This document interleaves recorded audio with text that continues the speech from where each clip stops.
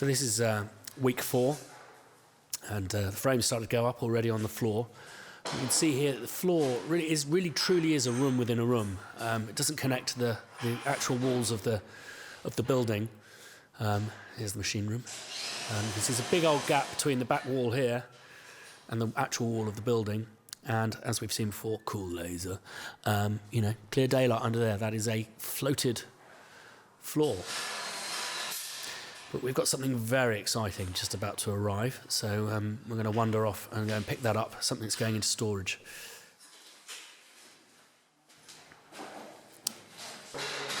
Hurrah! This is incredibly exciting. I'm going for a bit of a kind of industrial feel with my room. So instead of having a purpose-built rack built, I've actually found this thing online.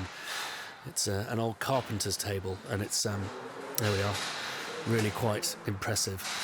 Plan is that I'm going to sit off centre with my keyboard starting to the right of that left-hand clamp. I think the thing that really sold it to me, though, was this really cool badge. Cool. So week 4's been a busy old week. Here at the end of it, they've completed the cage, which is where all the rock wool will be held. You can see the little troughs that it's going to sit in. And next week they should start looking at the ceiling, and I imagine some of the wiring, which goes in very early on, certainly with the power wiring, will start going in next week. In fact, I think that's already some power for above.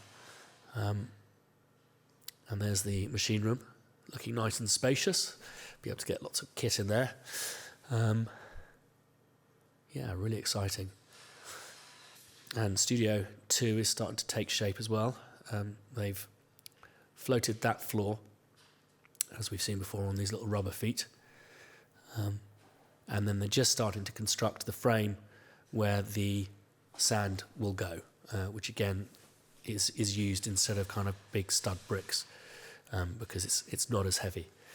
I think there'll be some more details on the blog as to why we use that sand. But thanks for sticking with us, and it should get even more interesting next week.